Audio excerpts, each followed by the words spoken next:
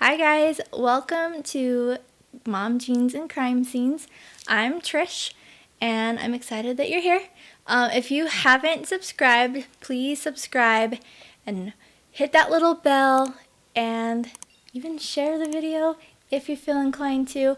I would love to have you part of my little crime scene. So anyways, today I am going to do a story that I wasn't actually going to do it for a while, but there were some updates this week to the story, so I thought we just need to do it now.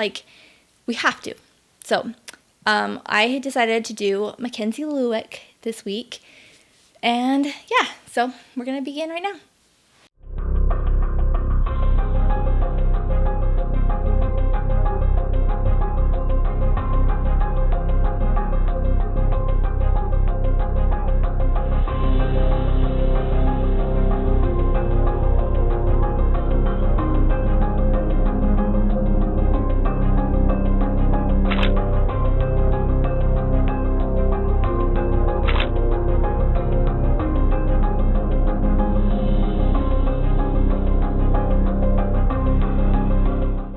So, MacKenzie Lueck was born to an LDS family in El Segundo, California.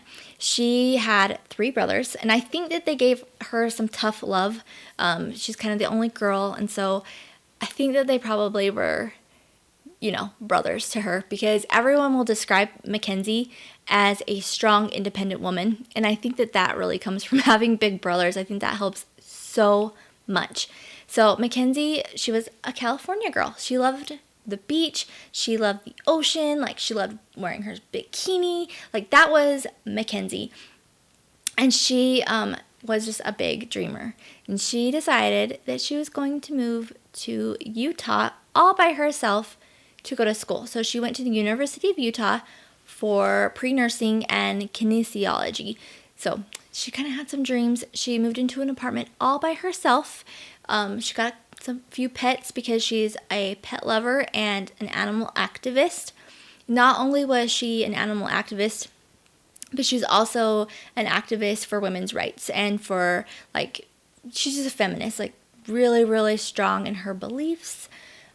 She came to Utah as a Republican, but as she spent some time here, she realized she's an independent, so she re-registered as an independent. So that girl was finding who she was here in Utah, and it was just really cool for people to kind of see her grow and change. So anyways, she was living at home by herself. She was working, all this all by herself, just super, super, super independent. So it's something I really admire when I think about MacKenzie and when I was hearing about her when she went missing.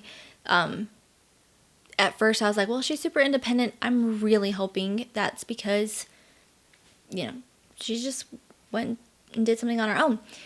But anyways, on June 17th, MacKenzie, she flew home from California. She'd spent some time in California because her grandmother had passed away. So she flew home on June 17th. And that trip to California, that would be the last time she sees her family, the last time she touches the beach or smells the ocean, ever again.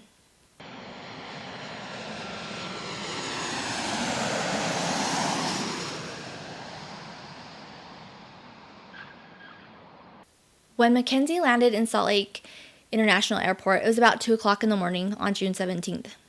So she texts her mom and she lets her mom know that she landed safely.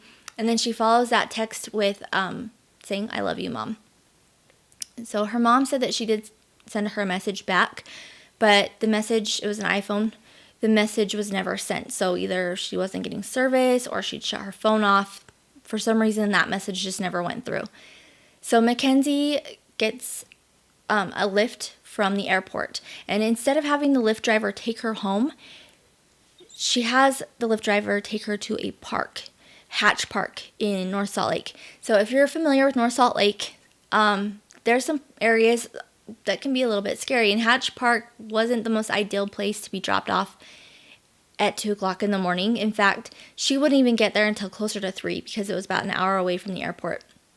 So she assured the Lyft driver that it was safe for her to be dropped off at Hatch Park, that she was meeting a friend.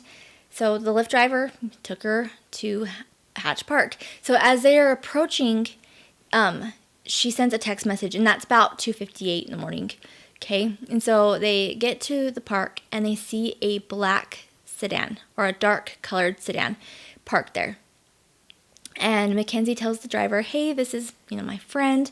And so he takes her to the car. He gets her luggage out. He sees her interact with the driver. It's dark. He thinks the driver might be a woman, but he's not 100% sure on that.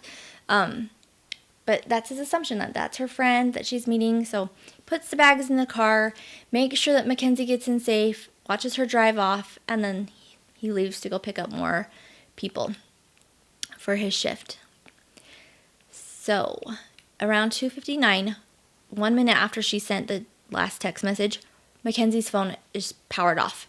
At this point, I'm not sure if it's powered off because she turned it off herself, if the power died on it.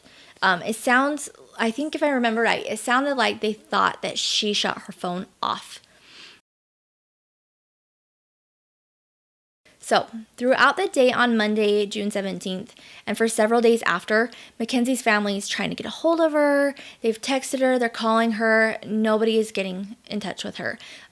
She has not come home at all. She's not returned to her apartment at all. Her luggage has not been returned to the apartment. Her animals have not been taken care of.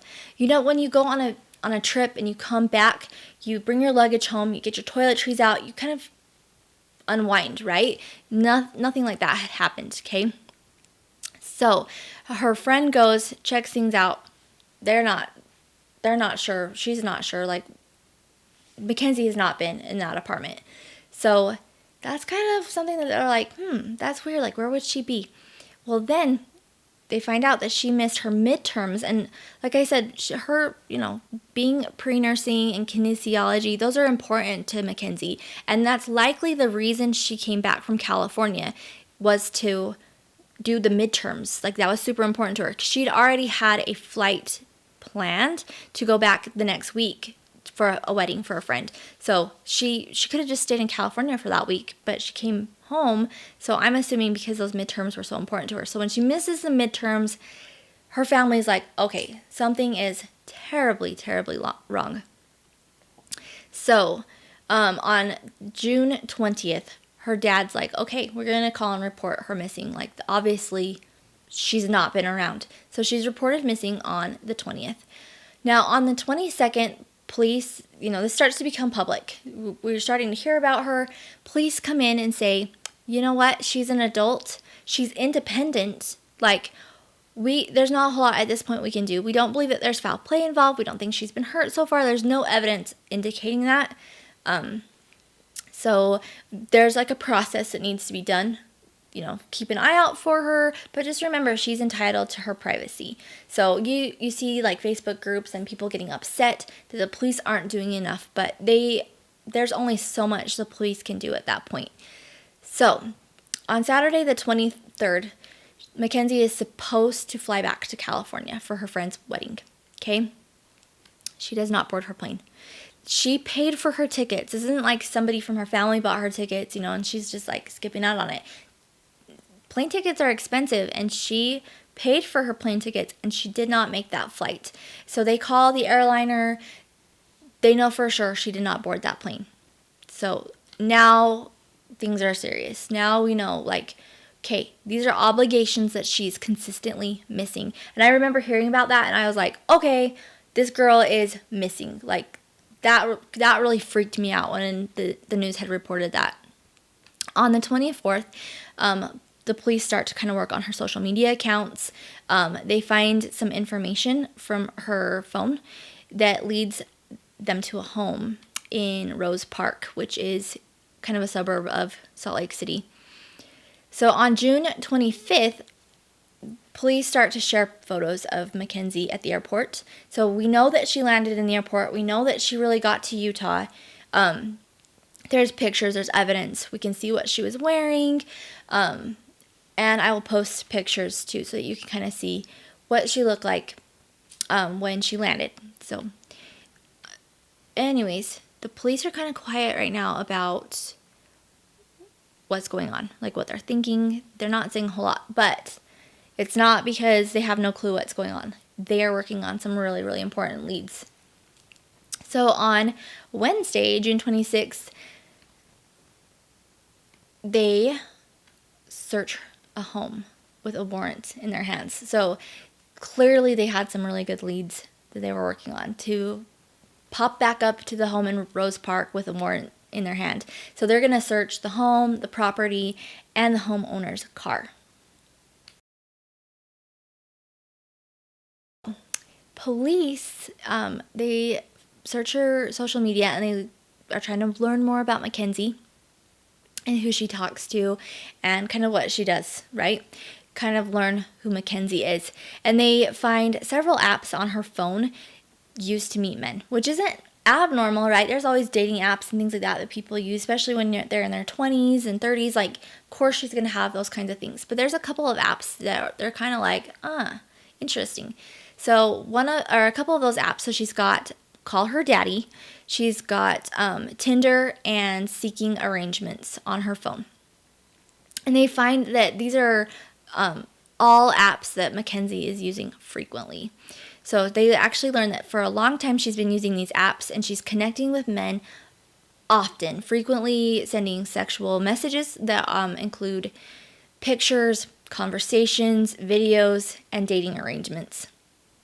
So rumors start to kind of spread across social media about this, okay? People are saying that MacKenzie's a sugar baby, that she's meeting men for sex in exchange for money or different things like that. And I kind of really want to just say, I feel like nobody deserves to die. I don't care who you are or what you're doing.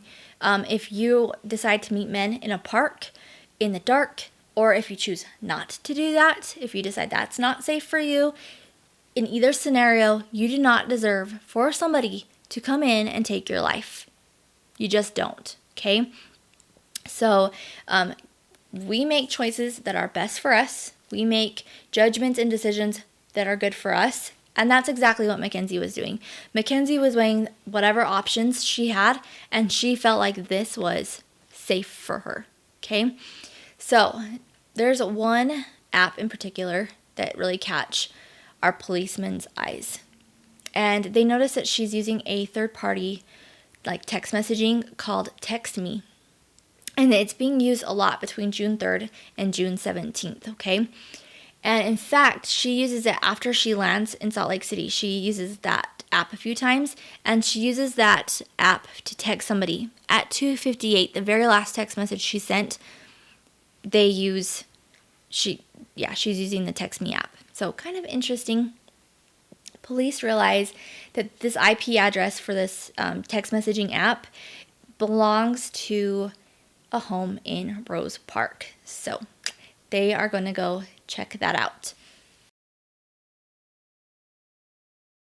Okay, so Ayoola Ajayi, he's also known as AJ. He's from Africa, and he, before moving to the U.S., that's where he lived. He came from Africa. From what I understand, he may have had a kind of a rougher upbringing. There's not a whole lot of information that I could find on him.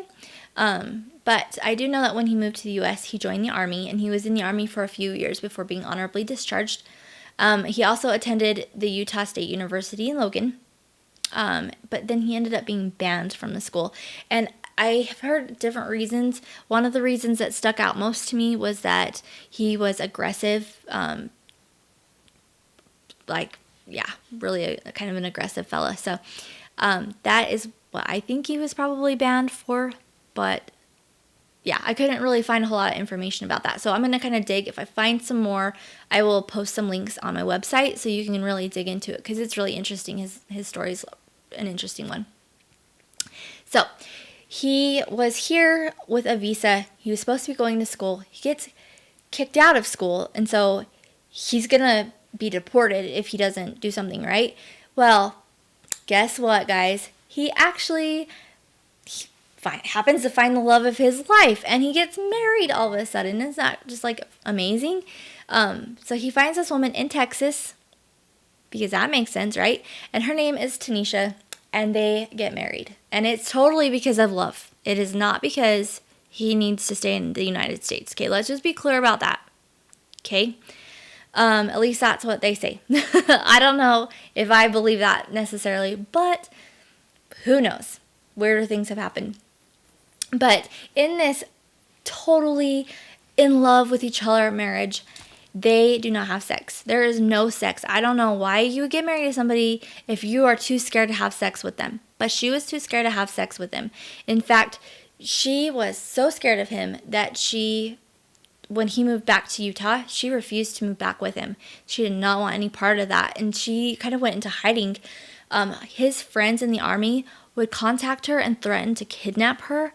He would threaten her with knives. In fact, in one situation, he actually tries to stab her with a knife, and she reaches out to deflect the knife and gets her hand cut. Like, he's a freaking psycho dude, okay? And she tries to file for divorces. He will not sign papers. So she stays in Texas. As far as I know, I'm not sure if they filed for a divorce, but I know that when MacKenzie disappears, they're still married, from what I understand. So AJ was a self-proclaimed model. He thought pretty highly of himself, and not only was he a self-proclaimed model, he was also an IT genius, which I think is freaking hilarious. And I'll kind of get to that more later, but why I think that's so funny. But a lot of people would describe AJ as charming, but kind of like a creepy charming. Like, he was okay enough, but like kind of give people the heebie-jeebies, but kind of not. But underneath that charm was a monster. And that monster had a home in Rose Park. So police show up at AJ's doors, and they explain to him that they are there because of this missing girl. And they say that, the IP address on a phone number that she's been texting pops up to your address. And, AJ, he's so smooth. He has an answer for this, okay? So, of course he has an answer for this, right? He's smarter than the police. He is so intelligent. So he tells the police, well, hey, I use my home as an Airbnb, and so I have to leave my Wi-Fi on so all my guests are able to use my Wi-Fi. So, maybe that could be true, but I don't think so. So the police asked to look at his phone, and he's like, I'm smarter than the police. So he hands over his phone, and they find the same app that MacKenzie was texting, the Text Me app. Now, how many people have Text Me app on their phone? I'm willing to bet not a lot. And if you do, I think maybe you're up to something you probably shouldn't be. But like I said, again, I could be wrong. But they find the dating app Seeking Arrangements also on his phone. So they know that MacKenzie uses this app. They know that he's been using this app. So it's kind of interesting. What a crazy coincidence. But I think that if you're an investigator, you probably are thinking that there's no coincidences with stuff like that. So they kind of go through her phone a little bit more, and they discover MacKenzie's phone number in his phone, and it is under the name Text Me. So it's kind of interesting. I will kind of get more into that in a little bit about the Text Me app and what my thoughts are on with it. But anyways, so police leave, and AJ contacts them pretty quickly after that. And he's like, oh my gosh, you guys, I just remembered MacKenzie, she texted me once, a question mark, and I said seeking arrangements, and yeah, she wanted a picture of me, so I sent her a picture. I didn't really care for a picture of her, of course, that wouldn't make sense, right? So I've never seen her. I don't know what this girl looks like. Really, AJ? Really? So here's where it gets kind of crazy, I think.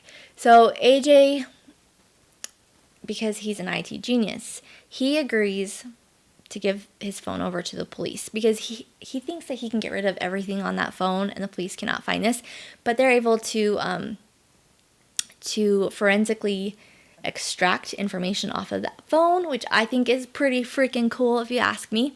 They find a picture of MacKenzie on his phone. They can see that his phone has pinged in the same park at the same time as MacKenzie's phone did. What a coincidence there too, right?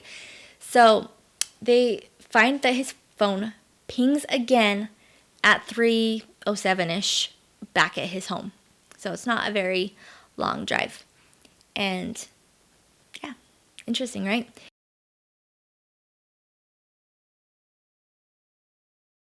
So video surveillance shows a black car driving away from Hatch Park. And this car is consistent with the same shape, size, and color as AJ's Kia Optima.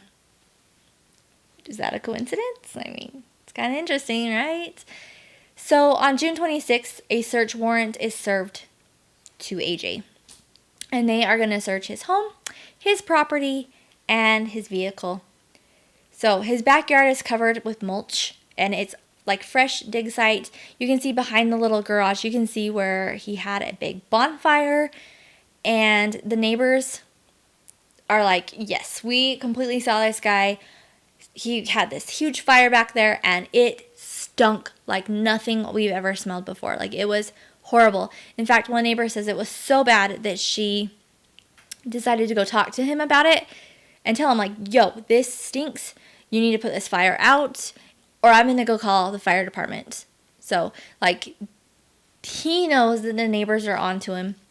He has a guy who is staying in the Airbnb at that same time, and that guy is like, dude, it's not a good idea to have a fire out there. But he sees AJ with his gas can, and he's pouring gasoline to make the fire bigger, and the dude's like, you know what? I'm just going to go stay in the house and let this guy do his own thing. Like, this dude is obviously crazy. So that's probably what I would have done too, because I wouldn't want any part of that. So police, they come, they take bags and bags of evidence. Like, I think they even had a pitchfork that everyone was like, what the heck?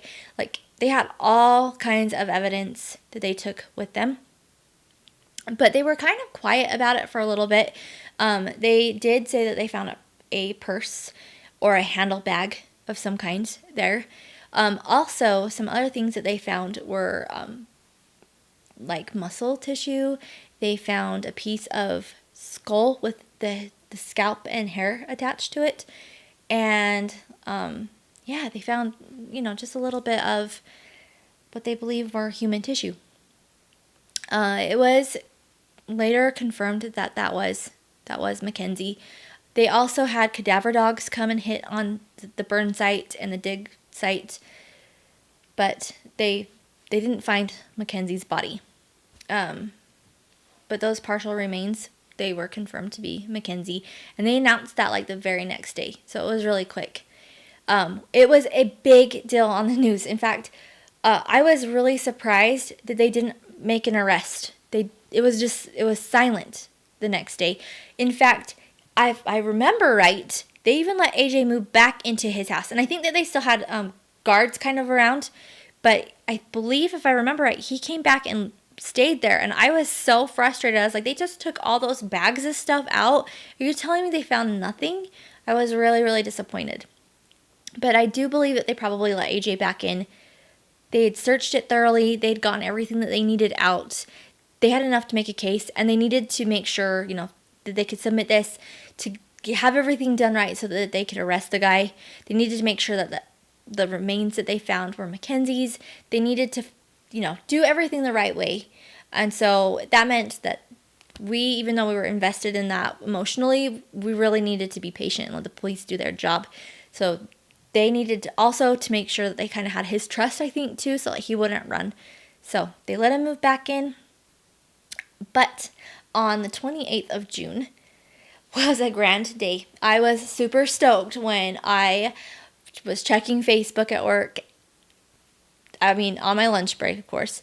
And they had AJ marching down a street with all these SWAT members and their guns out, like everything. Like they had the whole shebang, and they arrested AJ. They were actually pretty hush-hush about the person that they were arresting. Like I remember that they had like the streets blocked off. I remember something big was happening. There was a news story and they thought maybe it was AJ. They did show like, AJ kind of from afar, and I recognized immediately, like that was for sure him. So I was pretty excited.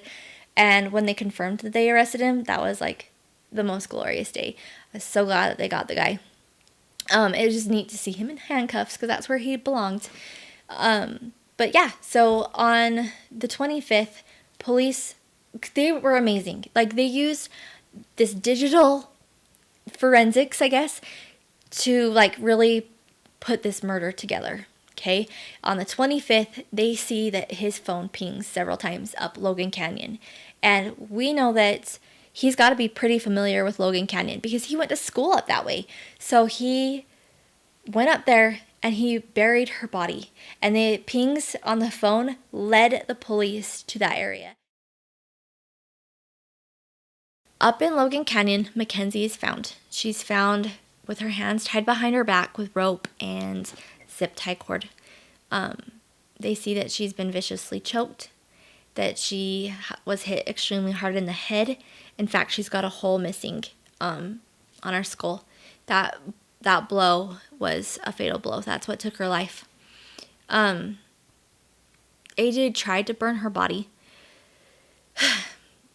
You can't burn a body, you guys. Like, if you study true crime, you know you cannot burn a body. Like, it doesn't work out for you. So he had tried to burn her body, did not work, so he buried her body. And when the police came on the 25th, he was like, oh shit. So he took her body that night and transferred it up to Logan Canyon. Yeah, so kind of a jerk. Like, seriously, it makes me like crazy when I think about search warrants being served, and even when they just go to visit and talk to the guy before they even get the search warrant, and the body is there on that property as the police are there.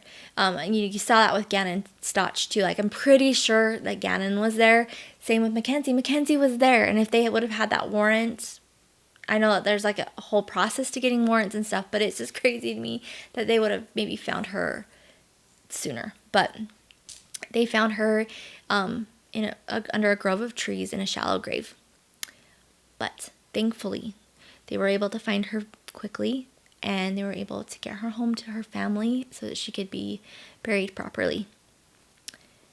So that is the story about MacKenzie Lueck. I'm going to do a part 2 discussion points because this story really is deep. It is so crazy to me how much went into this story, how many crazy details there were. So I'm going to do a discussion. So if you want to tune into that, please do. I would love to. And you drop your comments. Tell me what your thoughts were on the case, or what your thoughts are hearing about the case. Make sure that you subscribe and you like and you ring the little bell if you're feeling it, because I would love your support. I love to bring you along on this journey. And anyways, okay, I hope you guys have a good night. Night.